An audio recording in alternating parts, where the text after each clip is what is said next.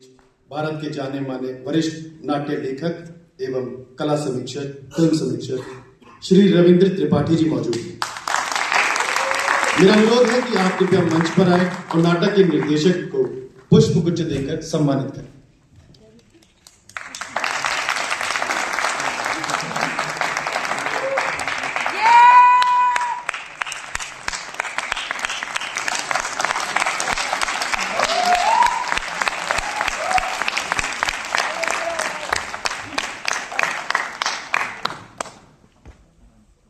आप लोगों की तालियां ही बजा रही है कि आप लोगों ने इस नाटक को कितना पसंद किया, और इसलिए एक बार तो फिर ताली बना दीजिए।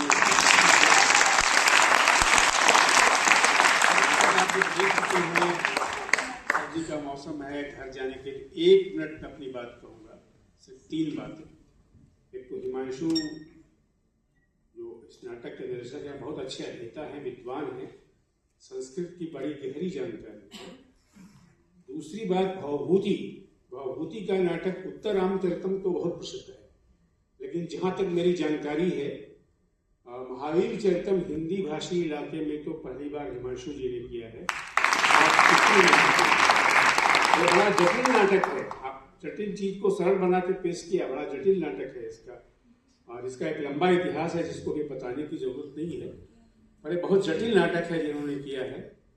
और भावभूति नाटककार तो थे, लेकिन भावभूति पहले ऐसे नाटककार थे जिन्होंने कहा एको रस करुणा, करुणा ही एकमात्र रस है, तो करुणा रस को प्रधान देने वाले। हालांकि भावभूति को उनके समय में सराहना नहीं मिली, तो उन्होंने एक श्लोक कहा है जिसका हिंदी में अर्थ है कि इस विपुल पृथ्वी पर और विपुल काल में कोई तो ऐसा व्यक्ति होगा जो मेरी प्रतिभा को पहचानेगा। हिमांशु उसमें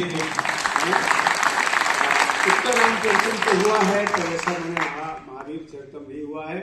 और भावभूति बहुत अच्छे दार्शनिक थे, लोगों को ये मालूम नहीं है कि वो नाटककार थे, बहुत अच्छे। भारत में जो बहुत अच्छे दार्शनिक रहे हैं उनमें भावभूति थे। मुझे लगता है कि भावभूति पर भी एक बड़ा नाटक लिखा जा सकता है, लिखा जाना चाहिए। तो आप लोग सबकी तरफ से, मैं हिमांशु को, इन बच्चों की तरफ से, म्यूजिक वालों ने गजब किया भाई। आप देखिए ना, सीता और रावण के बीच में जो चल रहा है हरण, उस पर तबला और ड्रम से जो किया है कोई संवाद नहीं है, तो म्यूजिक का अभिनय तो का है ही, पर म्यूजिक का, संगीत का इतना अच्छा रचनात्मक उपयोग मैंने तो अपने जो नाटक देखने का उसमें बहुत कम देखा है। तो मैं इन लोगों के साथ, इनके साथ में म्यूजिक वालों को, जो म्यूजिक की परिकल्पना है संगीत की, उसके लिए भी उनको बधाई देता हूँ। Thank you.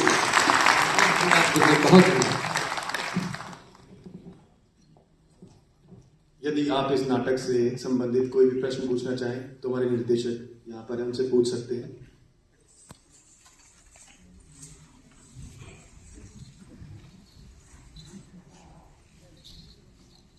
मूल रूप से ये संस्कृत नाटक है, और संस्कृत, जैसा कि आदरणीय गुरुदेव ने कहा कि संस्कृत बहुत जटिल बना दिया गया है नाट्य शास्त्रीय परंपराओं, लेकिन वो जटिल है नहीं।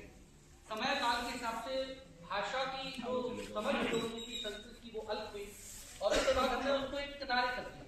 लेकिन अगर हम संस्कृत थिएटर को देखेंगे तो मैंने उसमें मत्तवारिणी का प्रयोग किया, क्योंकि मत्तवारिणी में 4 पिलर होते हैं, 4 साइड पे होते हैं, और चारों पिलरों पर मतवाले हाथियों के चित्र होते हैं, उसके 3-4 इंटरप्रिटेशन है। तो मैंने 2 लाइन, क्योंकि प्रोसिनियम थिएटर था तो 2-2 साइड लाइन रखी। रंगपीठ को एक स्टेप के लिए रखा है और रंग शीर्ष को पीछे रखा है। उसके बाद पीछे जो म्यूजिशियन है, दिस इज कॉल्ड कुतुब। अब क्योंकि ये संस्कृत थिएटर का ऑडिटोरियम नहीं है, इसलिए मृत्यु और नियति द्वार नहीं थे, तो विंग्स का, तो कहीं ना कहीं, और इस नाटक को रोचकता बनी रहे, संस्कृत को कुछ रामचरितमानस को भी हमने लिया है, कुछ जिसको कहे, कुछ गीतों को हमने सब संस्कृत रखा है। जैसे एक बुंदेली गीत है, बने दूल्हा छवि देखो भगवान की, दुल्हन बनी सिया जानकी, उसको हमने संस्कृत में किया, पूरा म्यूजिक संस्कृत का ही रखा है। वरो भगवत श्री रामचंद्र दाशरथी, वधो प्रिया सिया जानकी, प्राप्तो राजा जन द्वारम, तेरे सहब राजकुमारम। इस ढंग से पूर्वंग विधान, जिसको एक प्रोसेस में रहा, फिर नांदी पाठ, प्ररोचना, जिसको कम करना पड़ता, वैसे 20 मिनट का पूर्वंग है टोटल, आप 17 मिनट का है। और संस्कृत थिएटर में कुडियाट्टम जब हम पढ़ते हैं तो 9 दिन की प्रस्तुति में 4 दिन तो पूर्वंगी होता है, लास्ट के 3 दिन सब नाटक होता है। क्योंकि हम लोगों की एक समयावधि रहती है, तो 17 मिनट का पूर्व रखा, फिर पूरा नाटक रखा और लास्ट में अंत में हमने भरत वाक्य से इस नाटक की समाप्ति। तो हमने कोशिश ये की है कि नाट्य शास्त्र के सिद्धांतों को, रंगमंच के विधानों को एक बिगिनिंग मिडिल एंड के साथ दिया जाए सरलीकृत ढंग से। कुछ गिमिक्स रखे नाटकीयता के लिए, लक्ष्मण रेखा ये सब कुछ डाला है, बिल्कुल एज इट इज नहीं है, क्योंकि अगर हम बहुत रखेंगे तो कई बार बहुत नीरस होता है। तो उनके लिए थोड़े समकालीन जो रंगमंच की तकनीक है उनका भी हमने इसमें प्रयोग किया। ये मेरी इंटरप्रिटेशन थी, बाकी आपके कुछ सवाल हो तो सारा सवाल है हिमांशु भाई जी। मैं ये पूछना चाह रहा हूँ कि ये जो आपने इतना जटिल नाटक चुना, जो प्रोफेशनल एक्टर के साथ भी करना अपने आप में बहुत कठिन कार्य है जी। तो ये जोखिम, ये रिस्क उठाने का जो आपने विद्यार्थियों के साथ, इसकी प्रेरणा कहाँ से मिली और कहाँ से आपके अंदर ये विचार? एक बड़े प्रेरणा स्रोत तो हमारे सामने आदरणीय त्रिपाठी सर बैठे हुए हैं। तो ऐसे बहुत सारे प्रेरणा स्रोत हैं जो जटिल को सरल करते हैं, और जटिल जटिल तब तक रहता है जब तक उसकी सरलीकरण को ढूंढ ना लिया जाए। नाट्य शास्त्र को अगर समझा जाए तो इतना सरल है, इतना सरल है कि आप कल्पना नहीं कर सकते। और हम आज जीवन पर्यंत में, जैसे भाई का ये पैर हिल रहा है, अब ये नाट्य शास्त्र की एक मुद्रा है। ट्रैफिक वाला जो ऐसा करता है ये मुद्रा है, कहाँ जा रहा है, टाटा बाग, सब मुद्राएं हैं। हम अनचाहे रूप में मुद्राओं का प्रयोग करते हैं। तो कोशिश ये है कि नाटक में ज्यादा से ज्यादा, मेरी भी बहुत टेंशन में होता हूँ क्योंकि दिल्ली और जब बड़ी जगह का अवसर मिलता है तो टेंशन थोड़ी बढ़ जाती है। तो इनसे भी यही कहता हूं कि 20 मत हो, 24 मत हो, 19 हो जाए कम से कम। और हम क्यों छोड़े संस्कृत? हमारी परंपरा, हमारी लोक और नाट्यशास्त्र की परंपरा है। तो संस्कृत परंपरा को जटिल और नीरस कह के उसको दरकिनार करना एक अच्छी बात नहीं है भारतीय परंपरा के लिए। और भारतीय परंपरा में आप हम सब जैसे और भी युवा वर्ग हैं जो इस बीड़ा को उठाएंगे। आने वाले भविष्य ये है, तो कम से कम इसको समझ के और आगे बढ़ाएं तो हमारा संस्कृत थिएटर, हमारी नाट्य शास्त्रीय परंपरा, हमारी लोक रंगमंच की परंपरा समृद्ध होगी। इसलिए मैंने ये नाटक चुना और बस ठीक है। धन्यवाद। एक सबसे पहले आपको बहुत बहुत बधाई और सभी पात्रों को बहुत बहुत बधाई जिस ऊर्जा के साथ उन्होंने यहाँ पे प्रस्तुति दी। थैंक यू बहुत सारे एक्टिंग के स्टूडेंट बैठे हैं जी। उनके लिए भी एक प्रेरणा स्रोत है कि केवल संवाद बोलना अभिनय नहीं है, थिएटर में सिर्फ संवाद बोलना अभिनय नहीं है। ये सारी जो प्रॉपर्टी बनाए, जो कॉस्ट्यूम बनाए, जो मेकअप बनाए, क्योंकि मैं इसका साक्षी रहा हूँ, ये 2 बजे से ये बच्चे एक दूसरे का खुद फेस पेंट कर रहे हैं। वो थिएटर वन मैन आर्मी जैसी जर्नी है। अब मैं आपसे ये पूछूंगा, जैसा कि रविंद्र सर ने बोला कि नाटक बहुत जटिल है, इसको जब आपने सरल तौर पे पेश करने का जो आपके विचार आया, वो प्रोसेस जरा हमें आप बताइए। जब एक्चुअली भावभूति को चुनने के 2-3 कारण हैं। मेरा रिसर्च वर्क बुंदेली स्वांग पर रहा और मैं बुंदेलखंड के लगभग 264 गांव में भ्रमण किया है, जिसको कहे जेन्युइनली पीएचडी जिसको की है आनंद के साथ। और मेरा रुझान कहीं ना कहीं संस्कृत थिएटर था, बचपन से ही था। धीरे धीरे पढ़ता रहा, रुचि हुई। फिर मेरी पोस्टिंग ग्वालियर में हुई, तो ग्वालियर कालिदास को हम लोगों ने खेला, बहुत सारे बाण भाष्य, जो मतलब भास और कालिदास सबसे ज्यादा खेले जाते हैं। भावभूति ग्वालियर के अंचल के, ग्वालियर से हम 40 किलोमीटर आगे जाते हैं, डबरा एक जगह वर्तमान नाम हो गया, प्राचीन नाम उसका पद्मपुर है, पद्मावत। वहां पर एक प्राचीन रंगमंडप भी मिलता है। तो वहां से मैंने भावभूति का नाटक शुरू किया पढ़ना। फिर डॉक्टर कमल वशिष्ठ साहब थे ग्वालियर में, एक भावभूति समारोह होता है। तो वशिष्ठ साहब के देहावसान के बाद अभी तक सारे नाटक जो भावभूति के कर रहे थे वो हिंदी में ही कर रहे थे या किसी रीजनल लैंग्वेज में। तो वो ग्वालियर कालिदास अकादमी वाले आए और उन्होंने कहा कि हम संस्कृत में कराना है। तो कहीं से उनको मालूम चला होगा, तो 7 दिन का सिर्फ समय था। तो उन्होंने कहा नहीं आपको संस्कृत में कराना है। मैंने कहा संस्कृत में कैसे होगा? नहीं हमें आप पे विश्वास है। उन्होंने विश्वास व्यक्त किया जो भी हो, और मैंने 7 दिन में बुंदेलखंड, चंबल और बिहार जिन बच्चों की सा शा जा जा ठीक नहीं है, उनसे संस्कृत में ही नाटक कराया। और वहां से लगा कि जब हम 7 दिन में कुछ कर सकते हैं तो फिर कर सकते हैं। फिर लगातार मैंने संस्कृत में ही नाटक किए। लगभग ये 35 प्रस्तुतियां मैं संस्कृत थिएटर की कर चुका हूं, अलग अलग नाटकों की। इस नाटक को फिर हमने अलग अलग ढंग से खेला। सबसे पहले इसको संस्कृत में ही किया हमने, हिंदी में नहीं किया। संस्कृत के समझाने के लिए बच्चों को हिंदी का टेक्स्ट चाहिए, क्योंकि संस्कृत की मातृभाषा नहीं है।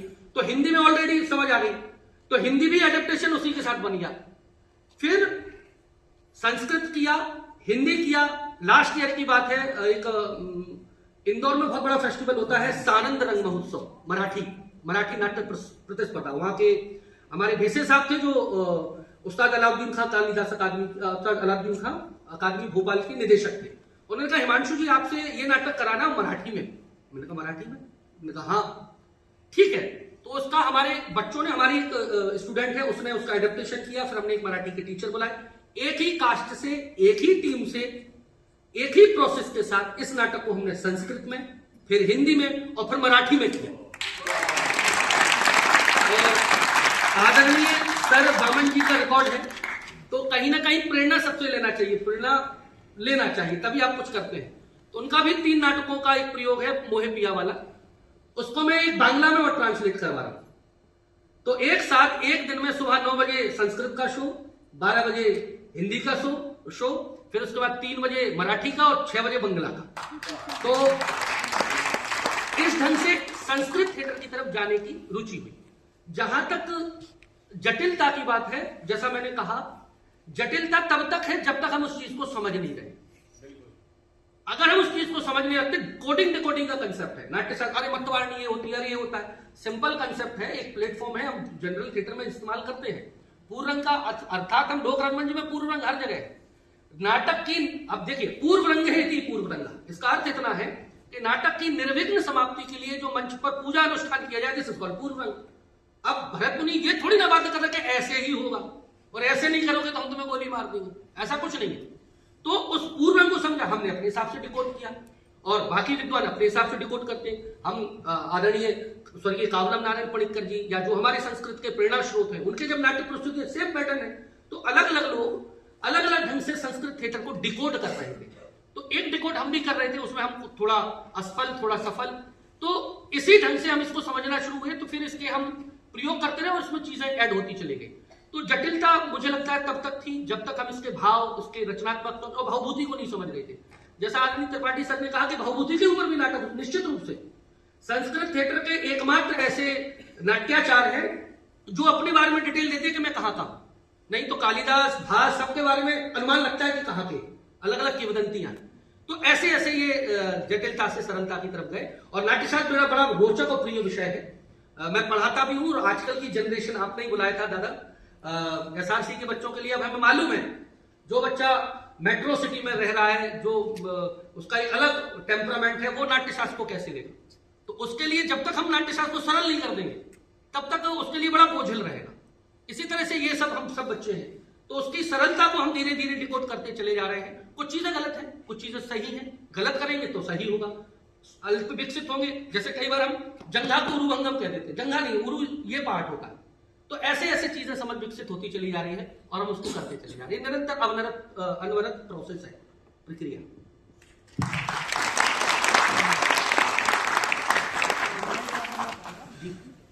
मेरा नाट्य शास्त्र में बहुत ज़्यादा वॉल्यूम कॉर्पोरेट में जॉब करने वाले हैं, बट मैंने एक हमारे राम में सुना होगा, जी जी, वो मैंने देखा हुआ था। और तो मेरे मैं एक्सपेक्टेशन मतलब मेरे को बहुत ज़्यादा नहीं थी, बट ट्रूली स्पीकिंग मुझे इसमें उसमें कोई मतलब उसमें भी इतना ही मज़ा आया जितना मेरे को हमारे दादा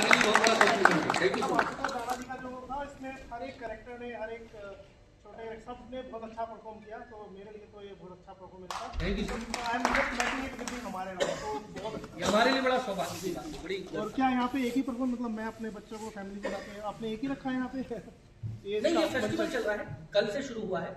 बट इसका हाँ, इसका एक ही है। जो संस्कृत वाली चीज को ये बहुत अच्छी रखी आपने, जी संस्कृत को इसको एज इट इज रखा, बहुत बहुत धन्यवाद। और एक और चीज है जो आप करते हैं, अब पैसा नहीं है साहब थिएटर में, तो ग्वालियर और छोटी छोटी जगह तो बहुत दिक्कत होती है।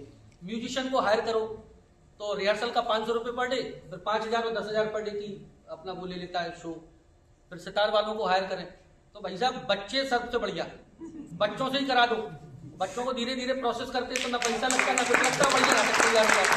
अपने हमारे फाइन आर्ट के विद्यार्थी हैं, अद्भुत जितना आप क्राफ्टिंग देख रहे हैं सब बच्चों ने किया, चाहे मास्क मेकिंग है कि लास्ट मोमेंट तक सारी चीजें, चाहे गदा भी इन्होंने बनाई है, धनुष भी इन्होंने बनाया है। तो जो रंगमंच को कहते हैं ना, जुगाड़ में रंगमंच, अगर हमारा बच्चा इन प्रोसेस को समझ लेगा तो रंगमंच सरल है। और हम जब तक उन पर डिपेंड रहेंगे तब तक वो कठिनता होती है। अभाव से ही चमत्कार अभाव से होगा। Thank you. हिमांशु जी, मेरा एक छोटा सा सवाल है। मैं इन चरित्रों को देख रहा था, बहुत सारे चरित्र ऐसे थे जो नारी चरित्र कर रहे थे। साधारणतः हम क्या करते हैं, नारी है तो अगर पुरुष से भी करवाना है तो उसके दाढ़ी कटवा दी, ठीक है, इस तरह से करके। मैं यहाँ देख रहा था जो जिन्होंने मंथरा किया या और शूर्पणखा जिन्होंने किया, उनकी आपने इन किसी चीज में भी आपने कोई भेदभाव नहीं रखा। और देखने वालों को, हमें किसी को भी, मैं नाटक करता हूं तो पहली बार एक बार मेरी नजर में गया, अच्छा ये तो दाढ़ी है, लेकिन उसके बाद उस एक क्षण के बाद मेरे को नहीं लगा कि नहीं ये तो लड़का है या ये। तो ये जो आपने किया, ये क्या सोच के आपने किया? मतलब ये संस्कृत थिएटर की सर परंपरा है। एक्चुअली क्या है सर, हमें स्टेनिस्लावस्की को विरोधाभासी नहीं हूं, यथार्थ में इतने चले गए हैं कि सब कुछ रियल करने में रहते हैं। और स्टेनिस्लावस्की के स्टूडेंट थे मेयरवुड, और वही बायोमैकेनिक्स के कंसेप्ट में कहते हैं कि theatre can not be real हो ही नहीं सकता। नाटक में नाटकीयता ही होना चाहिए। नाटक का मूल स्वभाव है ड्रामा, नाटकीयता। तो संस्कृत थिएटर में अगर हमें किसी को मारना है, जैसे रियलिज्म में मारना है तो चक्कू मारेंगे और सॉस भी लगा होगा, मारने का अभिनय होगा, गिरेगा ब्लड, पूरा भाव पैदा करने की कोशिश करेंगे। संस्कृत थिएटर में अगर हमें पत्थर पटकना है तो पत्थर नहीं लाएंगे, पत्थर पटने का सिर्फ आंगिक अभिनय करेगा और वो पत्थर से मरने का अभिनय करेगा। तो हम कहते हैं वाह क्या मारा है और वाह क्या मरा है। मतलब यहां मरने में भी वाह और वहां मरने में आ है। तो संस्कृत थिएटर का जो मूल कंसेप्ट है वो मूल रूप से प्रतीकात्मक है, सिंबल। जैसे हम सब पढ़ते हैं, आप सब जानकारी, अभिज्ञान वो आया हमारा शांडिल्य भगवत अज्जु में, अरे वाह अब मैं उपवन में आ गया, सबको पता है स्टेज पर ये भाई तो, लेकिन हम बिलीव कर लेते कि हाँ तो रंगमंच पे आ गया। तो इसी ढंग से चीजों में नहीं फंसना है, वो हमारे लोग रंगमंच में भी, इसीलिए हमने इनको प्रयोग किया। इन बच्चों से इस प्रस्तुति को तैयार करवाने में कितना समय लगा? सर ये बहुत आपको भाई का जब कॉल आया शायद 15 दिन बचे थे। और सबसे दुर्भाग्य मानिए या सौभाग्य मानिए, पूरे बैच बदल गया। एक टीचर का जो दायित्व है वो बड़ा कठिन था। टीचर होता है विशाल आम के पेड़ की तरह, कुछ बच्चे आते हैं बड़े प्रेम से फल तोड़ते, कुछ आते हिला हिला के फल तोड़ते, कुछ डंडे मार के फल तोड़ते, और टीचर उनको कर देता है तैयार, और जैसे हुआ वो तैयार सब बच्चा निकल जाता है, पेड़ बेचारा वहीं खड़ा हुआ। तो ये टीचर, हम सब जितने भी शिक्षक है, चाहे थिएटर के हो, चाहे इंग्लिश लिटरेचर के हो, चाहे साहित्य के हो, ये है। तो सारी टीम बदल गई सर, जो म्यूजिशियन थे, जो वो था, सब बदल गया। नई टीम थी, बड़ा टेंशन होता है, लेकिन वही है हमारा मूल कर्तव्य, ये है हमारा दायित्व, ये है। एक पीढ़ी जाएगी, दूसरी पीढ़ी आएगी, तो इनको तैयार। ये सर इसमें से 90% पहली बार मंच में। हमारे लाइट वाले दादा थे, नीरज को कह रहे तो अरे इसको लाइट लेना नहीं आती, ये इसके लिए कोई बैट वो नहीं है, ये इसके लिए प्रेरणा है। लाइट लेना इसलिए नहीं आती कि ग्वालियर में ऑडिटोरियम में लाइट नहीं है, यूनिवर्सिटी में लाइट नहीं है, तो बेचारे को लाइट लेना नहीं आ रही। लेकिन एसआरसी वालों की बड़ी कृपा, उन्होंने एक नाटक करवा दिया, अब इनको लाइट लेना आ जाएगी, तो पता लग गया बड़ी बात। इसी तरह से मेरा प्रोसेस है, ये सारे नए हैं बच्चे, बिल्कुल सब A to Z। तो 15 दिन का सर समय मिला। इसमें बीच में मेरी व्यस्तताएं बनी रहती है, और बाहर थोड़ा आता जाता जाता हूं, क्योंकि नहीं आएंगे तो आप लोग बुलाओगे नहीं, तो परिचय बढ़ता है। मतलब आप कह रहे हैं गाने से लेके अभिनय तक सब कुछ 15 दिन में तैयार हुआ? बिल्कुल सर, आप हमें इस उम्र में जाके शर्मिंदा कर रहे हैं। नहीं सर, ऐसा नहीं। अगर 15 दिन में ये प्रोडक्शन हो सकता है तो वाकई में हम लोग जो करते हैं वो इसको इसकी तुलना में कुछ भी नहीं। ये आपका बड़प्पन है। नहीं, आप लोग बहुत अच्छा, you deserve a standing ovation.